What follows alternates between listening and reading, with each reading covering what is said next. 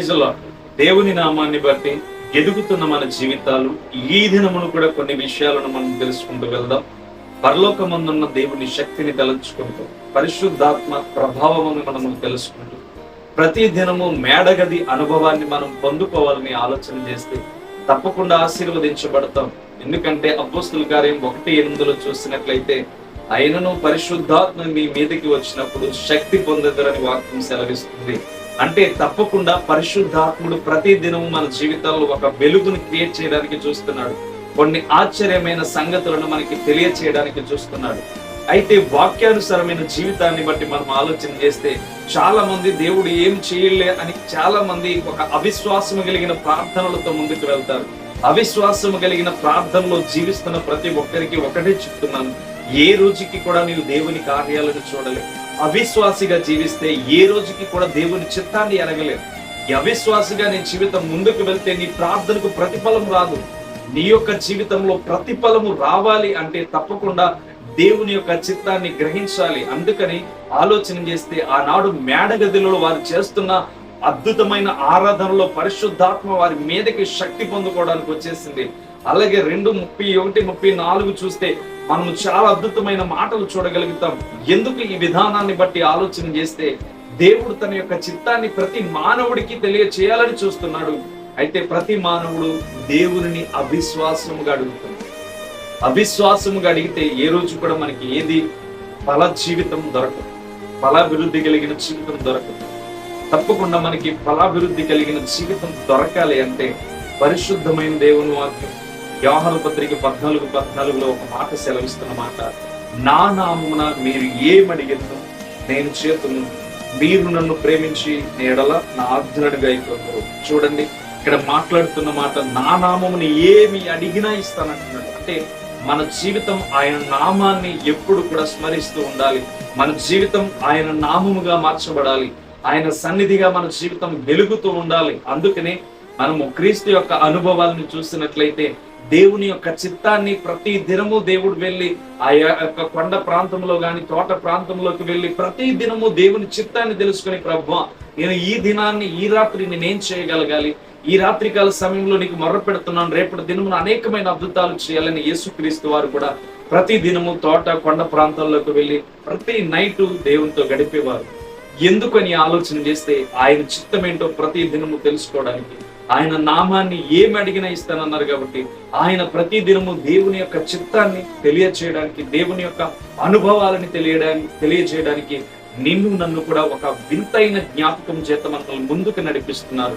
అటు కృపలో మనం ఎప్పుడు జీవించాలంటే ముందుగా మనం చేయవలసింది ఆయన నుండి వచ్చే ఆత్మశక్తిని మనం పొందుకోవాలి. ఎందుకంటే యేసుక్రీస్తు ఒక మాట అంటున్నారు, నా నామమున ఏమి అడిగినను మీకు తీర్చదనని చెప్పి మాట్లాడుతున్నారు.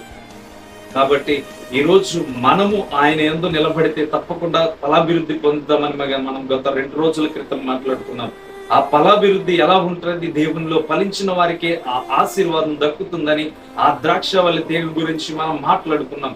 ఆ విధానాన్ని బట్టి ఆలోచన చేస్తే ఈ దినాన్ని కూడా మనం చేయవలసిన ప్రార్థన ఫలభరితమైన ప్రార్థనగా ఉండాలి, ఆశించే ప్రార్థనగా ఉండాలి. పరిశుద్ధాత్మను ఎప్పటికప్పుడు పొందుకోవాలనే కృషి శక్తి మనలో ఉండాలి. నిజముగా తప్పకుండా చూడండి, ఒక జాబులో మనం టాపర్ గా ముందుకు వెళ్ళాలి, టాపర్ గా మనం సాధించాలి, అందరికంటే ముందుగా నేనే నా యొక్క ఇంటర్వ్యూలో పాస్ అవ్వాలని ఆలోచన కలిగి చాలా అద్భుతంగా ప్రిపేర్ అయ్యి వెళ్తాను. అలాగే మనము దేవుని దగ్గరికి వెళ్తున్నప్పుడు మన యొక్క జీవితంలో ఒక ప్రాధాన్యత కలిగి ఒక అభిషేకము కలిగిన బిడ్డల వలె దేవుని యొక్క చిత్తాన్ని ఎరగడానికి, ప్రభువా నీ దగ్గరకు వచ్చాను, నీ నామమును ఏమడిగినా ఇస్తానన్నావు గనుక నాకు ఇవ్వవా అని చెప్పి నువ్వు ఎప్పుడైతే అడుగుతావో తప్పకుండా నీవు వర్ధిల్లుతో ఆశీర్వదించబడుతూ దీవించబడతావు. ఆయన నామమును అడిగినది యేసుక్రీస్తుకి ప్రతి దినము దేవుడు ఇస్తూ ఉండేవాడు.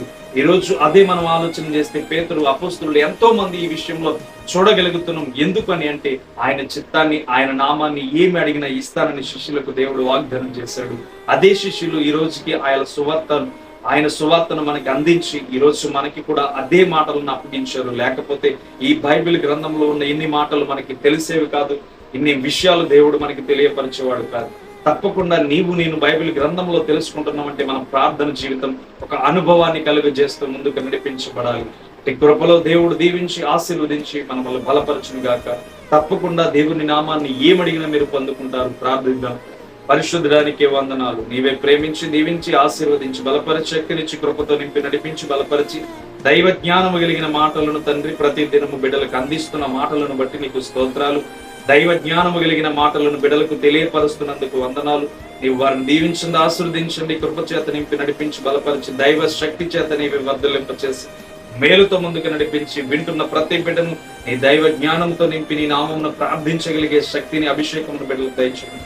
పరిశుద్ధాత్మ నామములో తండ్రి కీడును తొలగించి మేలుతో ప్రార్థన చేసి శక్తిని బిడ్డలకు ఇస్తారని యేసుక్రీస్తు నామమున అడిగి వేడుకొనుచున్నాను తండ్రి, ఆమేన్. దేవుడు మీ పైన తన కృప చూపించి తప్పకుండా మీరు చేసే ప్రార్థనలకు జవాబు ఇచ్చును గాక. ఆమేన్. God bless you.